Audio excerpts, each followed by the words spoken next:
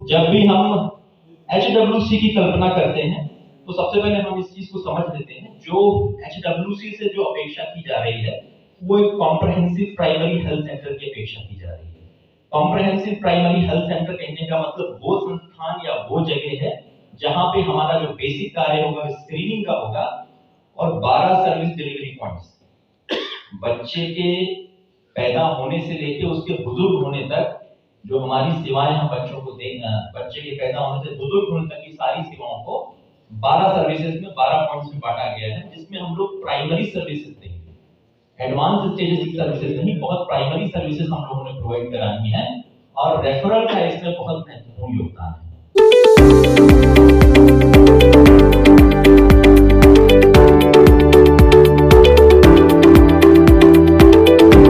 18 साल से ऊपर के जितने भी लोग हैं उस आबादी में, उन सबका प्रकृति परीक्षण करना।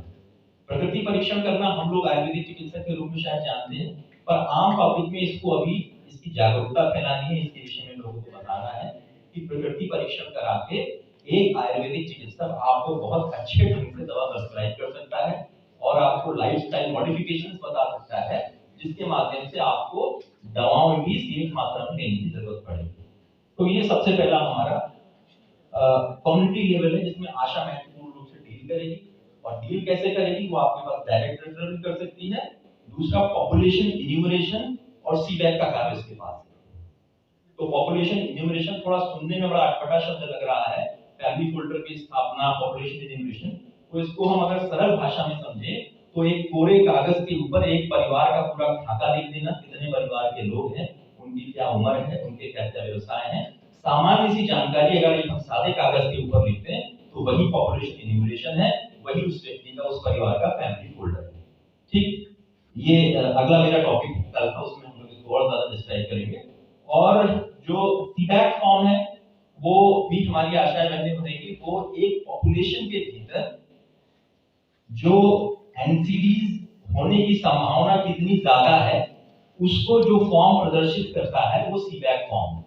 सीबैक फॉर्म एक बहुत सामान्य से बेसिक क्वेश्चन आयर का सेट है, जिसमें सीमित क्वेश्चन आयर हैं, जिनके माध्यम से हम लोग ये डिसाइड करेंगे कि इस आबादी में, इस पॉपुलेशन में जिसमें हम लोग कार्य कर रहे हैं, वहां एनसीडीज होने की संभावना कितनी है। खास तौर से 5 एनसीडी, पहला डायबिटीज, दूसरा हाइपरटेंशन और तीसरा जो है 3 टाइप्स ऑफ कैंसर। पहला ओरल कैंसर, दूसरा ब्रेस्ट कैंसर और तीसरा सर्वाइकल कैंसर। और साथ में अब जो सीबैक फॉर्म है इसमें ट्यूबरकुलोसिस और लेप्रोसी के भी बेसिक क्वेश्चन आए जोड़ दिए गए हैं, जिसके माध्यम से इन दोनों चीजों की भी स्क्रीनिंग इसी सीबैक फॉर्म के माध्यम से होगी। ठीक, तो मरीज सबसे पहले हमारे आउटरीच एक्टिविटीज के माध्यम से, हमारी आशा बहनों के माध्यम से हमारे अस्पतालों में रेफर होंगे। सीबैक फॉर्म भरा के जो भी व्यक्ति आएगा, उसकी अगर उसका स्कोर जो है 4 से ऊपर है तो उसकी प्रायोरिटी बेसिस पे हमारे चिकित्सालय में स्क्रीनिंग होगी, और जिसका सीबैक स्कोर 4 से नीचे आ रहा है उसकी भी स्क्रीनिंग होनी है, पर उसमें थोड़ा समय ले सकते हैं उनकी उपलब्धता के हिसाब से। पर अगर किसी का सीबैक स्कोर 4 से ऊपर आ रहा है, 4 से ऊपर आने का मतलब है उनको एनसीडीज होने की संभावना थोड़ा सी ज्यादा है, तो उसकी स्क्रीनिंग आशा ये डिसाइड करेगी, ये उसको चैनलाइज करेगी कि मेरे ख्याल से अगले हफ्ते या जो भी प्रायोरिटी बेसिस पे डेट निर्धारित होती है उसमें एचडब्ल्यूसी लेवल पे उसका स्क्रीनिंग हो जाए एनसीडीज के लिए। तो वहां से रेफर होकर जो मरीज है हमारी एचडब्ल्यूसी लेवल पे आता है। एचडब्ल्यूसी लेवल पे मैंने आपको बताया कि 12 सर्विस डिलीवरी पॉइंट्स पे हम लोग डिलीवर करेंगे और उनकी प्राइमरी स्टेज पे डिलीवर करेंगे। कभी भी किसी भी रोग की एडवांस स्टेज आती है तो हमारी एचडब्ल्यूसी से बहुत ज्यादा कल्पना उसमें नहीं की गई है। बेसिक कार्य हमारा सिर्फ स्क्रीनिंग का है। रोग शुरुआती स्टेज में हम लोग पकड़ लें तो ये हमारी सबसे बड़ी उपलब्धि होगी, और उसको सही जगह, सही संस्थान में पहुंचा देंगे तो ये जो बहुत महत्वाकांक्षी योजना एचडब्ल्यूसी है, जिसका उद्घाटन, जिसका नींव हमारे माननीय प्रधानमंत्री मोदी जी के सपने में एक है, उसकी धारणा पूर्ण हो जाएगी। तीसरा जो एचडब्ल्यूसी के बाद जो रेफरल होगा हमारा, वो first referral unit, second referral unit या टर्शियरी रेफरल यूनिट में हो सकता है। इसका एट प्रेजेंट आयुष के लिए कोई फिक्स प्रोटोकॉल निर्धारित नहीं किया गया है। रेफरल यूनिट का चिन्हीकरण वहां पे जो तैनात हमारे आयुर्वेदिक चिकित्सक हैं, हमारे होम्योपैथिक चिकित्सक हैं, उनके माध्यम से निर्धारित किया जाएगा। जैसे हमने किसी व्यक्ति का सीबैक फॉर्म देख लिया, डायबिटीज और हाइपरटेंशन की स्क्रीनिंग हमारे चिकित्सालय में बहुत आसानी से हो जाएगी। डायबिटीज के लिए हमारे पास जो है स्ट्रिप्स मौजूद हैं, हाइपरटेंशन के लिए हमारे पास जो है बीपी इंस्ट्रूमेंट मौजूद है। 3 टाइप्स ऑफ कैंसर में अगर हम देखें तो ओरल कैंसर भी प्लाक्स और जो बेसिक उसके एग्जामिनेशन मेथड है उसके माध्यम से हो सकता है हमारे चिकित्सालय स्तर पे, और किसी भी स्टेज पे अगर हमको लगता है इसकी संभावना है तो हमको उनको कंफर्मेशन के लिए हमारी नेक्स्ट रेफरल यूनिट जो कि निकट की हमारी सीएचसी भी हो सकती है, निकट की हमारी पीएचसी भी हो सकती है, या कभी किसी केसेस में जो है एडवांस डायग्नोस्टिक की आवश्यकता है तो वो उस जनपद मुख्यालय का स्थित जिला चिकित्सालय भी हो सकता है।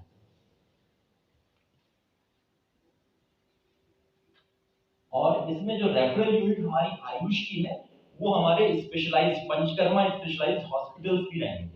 वैसे अब हमसे कल्पना ये की जा रही है कि पंचकर्मा भी हम अपने एसडब्ल्यूसी लेवल पे स्टार्ट कर देंगे, पर जब तक वो स्टार्ट नहीं हो रहा है तो स्पेशलाइज्ड पंचकर्मा के लिए हम हमारे आसपास के जो स्पेशलिस्ट पंचकर्मा सेंटर है, जैसे मैं पूर्व में अल्मोड़ा था तो वहाँ कोसी और नगर चिकित्सालय में पंचकर्म सुविधा बहुत अच्छी मिलती है, तो वहाँ हम उनको रेफर कर सकते हैं। शहर चिकित्सालय में बहुत अच्छी सुविधाएं मिलती हैं, वहाँ उनको रेफर कर सकते हैं। मेरे रुद्रपुर जनपद की बात करें तो वहाँ जो है पंचकर्म अस्पताल में हमारे नोडल साहब आदरणीय जिलाना जी मौजूद है, वहाँ हम लोग उनको रेफर कर सकते हैं।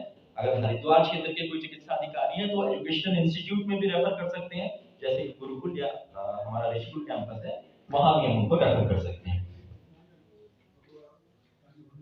तो इस पूरी एक मरीज की यात्रा के दौरान जो मंत्रालय की तरफ से योजना बनाई गई है वो कंटिन्यूटी ऑफ केयर, जिसको हम कंटिन्यूम ऑफ केयर बोल रहे हैं, वो बिल्कुल मेंटेन रखा जाएगा। मतलब कि आज कोई जिसका फीडबैक फॉर्म भरा गया, जिसको कोई व्याधि हमारे अस्पताल आया, वहां से हमने उसको आगे रेफर किया, तो वो जब वापस भी आएगा तो आशा के माध्यम से हम उसका रेगुलर फॉलोअप करते रहेंगे। हम देखेंगे कि उसको घर में प्रॉपर दवा मिल रही है कि नहीं मिल रही, उसकी स्थिति क्या है। तो इसी को जो है कंटिन्यूम ऑफ केयर बोलते हैं, कि जिसके माध्यम से हम लोग अपने उस मरीज को निरंतर देखते रहे, फॉलो करते रहे। इसमें ये टेली हेल्थ का भी कॉन्सेप्ट जुड़ गया है। एक्चुअली टेलीमेडिसिन वर्तमान में उत्तराखंड में ई संजीवनी पोर्टल के माध्यम से हम लोग दे रहे हैं, और मैं अगर आपको बताऊं तो मैं स्वयं इसका प्रयोग करता हूं, और बड़ी सुपर स्पेशलाइज्ड जो राय है हमको, जिसको एक सुपर स्पेशलिस्ट से लेने के लिए शायद हमको 2000 3000 या दिल्ली जैसे शहरों में लेने के लिए 5-5 6-6 हजार रुपए खर्च करने पड़ सकते हैं, इस ई संजीवनी पोर्टल के माध्यम से हम लोग निःशुल्क लेते हैं। मैं स्वयं इसका इस्तेमाल करता हूं, आप लोग इसको स्वयं देख सकें। अब कल्पना ये की जा रही है कि एचडब्ल्यूसी के माध्यम से अगर किसी मरीज के लिए स्पेशलिस्ट चिकित्सा की आवश्यकता है तो इसी संजीवनी पोर्टल के माध्यम से हम लोग जो है उस मरीज को हमारे विशेषज्ञ आयुर्वेदिक चिकित्सकों से भी उसका संपर्क करा के उसका फॉलोअप वहां से करवा सकते हैं। ठीक, तो 6 बजे शायद पांडे की म्यूजिकल नाइट भी रखी है, और 12 सर्विस डिलीवरी पॉइंट हम लोग देख लेते हैं। जैसा मैंने पहले भी कहा था कि बच्चे के पैदा होने से लेकर उसके बुजुर्ग होने तक की जितनी भी व्याधियां हैं, जितनी भी चीजें हैं, उसे हम लोग 12 सर्विस डिलीवरी पॉइंट्स ऑफ एएचडब्ल्यूसी के अधीन कवर करेंगे। तो इसके रेफरल ट्रिगर्स हम लोग देख लेते हैं कि किस स्टेज पे हमने रेफर करना है। तो जैसा मैंने पहले आपको बताया था कि हमसे बहुत सुपर स्पेशलाइज्ड चिकित्सा की अपेक्षा नहीं की जाती। हमारा मूल कार्य स्क्रीनिंग है, और स्क्रीनिंग होने के बाद कोई डायबिटीज हाइपरटेंशन के केसेस आते हैं तो हम अपने चिकित्सालय स्तर पे ही उनको मैनेज कर सकते हैं। अगर 1 महीने के ट्रीटमेंट के बाद भी वो मैनेज नहीं हो रहे हैं तो उस स्थिति में हम उनको होल्ड नहीं करेंगे अपने पास, उनको फर्दर डायग्नोस्टिक और मैनेजमेंट के लिए आगे रेफर करेंगे। तो जो सबसे पहला सर्विस डिलीवरी पॉइंट है वो प्रेगनेंसी एंड चाइल्ड बर्थ है। मैंने कहा जैसे ही बच्चा पैदा हो गया उसके बाद से जो है वो एक एचडब्ल्यूसी के भीतर 12 पॉइंट्स बनाए गए, उसमें सारी सेवाएं हम लोग देंगे। तो जब भी बच्चा पैदा होता है तो जो care in pregnancy and child birth है, इसमें हम लोगों से जो अपेक्षा की गई है वो हम लोग गर्भवती महिला को एनीमिया, मॉर्निंग सिकनेस और जो माइनर एलिमेंट्स होते हैं गर्भावस्था के दौरान उसमें हम लोग मैनेज करेंगे। योगा के पार्ट को भी इसके भीतर हम लोग डाल सकते हैं। और अगर कम्युनिटी लेवल पे देखें तो कम्युनिटी लेवल पे हमसे अपेक्षा ये की जा रही है कि जो गर्भिणी परिचर्या है उसके विषय में हम भले ही आशाओं के माध्यम से या हम जब आउटरीच एक्टिविटीज में जाते हैं तो उसके माध्यम से जो हमारी क्लासिकल गर्भिणी परिचर्या है उसके विषय में गर्भवतियों को अवेयर करवाएं। मैं जनपद अल्मोड़ा में था तो इवन हम लोगों की जिला अधिकारी महोदय द्वारा प्रत्येक गर्भवती की काउंसलिंग के लिए भी बड़े विशिष्ट और स्पष्ट आदेश निकले हुए थे। हम लोग अपने क्षेत्रों में जाके जो भी गर्भवती महिलाएं थी उनकी काउंसलिंग करते थे और इसी गर्भिणी परिचर्या के विषय में प्रयास करते थे, उनको बताएं क्या खाना है, कैसे खाना है।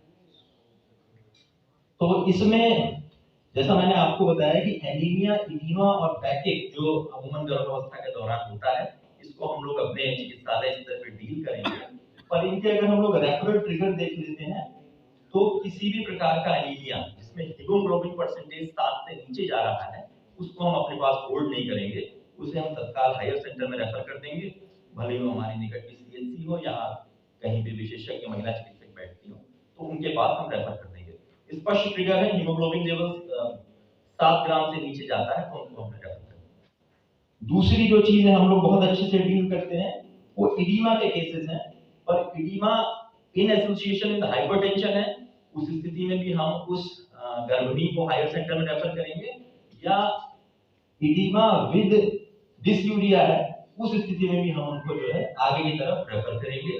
बैकेक के बहुत सारे केसेस गर्भावस्था के दौरान आते हैं और हम लोग पूर्व से ही इसको योगा के माध्यम से मैनेज कर रहे हैं, जो उस दौरान बेसिक सामान्य प्रिकॉशन के माध्यम से हमारी औषधियों के माध्यम से उनको जो है हम लोग प्रोवाइड कर रहे हैं। पर इसमें हमारा जो रेफरल ट्रिगर है, किस स्टेज पे आके हमको उनको रेफर करना है, किसी भी स्टेज पे ऐसा कोई भी बैकेक जिसमें बल्जिंग के सिम्टम दिखाई दे रहे हो या कोई भी ऐसा बैकेक जिसमें मूवमेंट्स गर्भवती के रिस्ट्रिक्ट हो रहे हैं, उसको चलने फिरने में दिक्कत आ रही हो, उस स्थिति में हम उनको हायर सेंटर रेफर करेंगे। तो अगर हम इस पहले पॉइंट में देखते हैं तो हम लोग एनीमिया, मॉर्निंग सिकनेस और माइनर जो एलिमेंट्स इस दौरान होते हैं उसके लिए हम हायर सेंटर पर रेफर करेंगे और किसी भी प्रकार की डिलीवरी होगी वो हायर सेंटर में ही होगी, उनके लिए भी हम उनको हायर सेंटर में रेफर करेंगे। जो दूसरा सर्विस डिलीवरी पॉइंट है वो हमारा न्यूनेटल इन्फेंट हेल्थ सर्विसेज है, जो कि बच्चे के 4 सप्ताह और इन्फेंट 1 साल तक होने के जितना कार्यकाल है उसको हम लोग कवर करेंगे।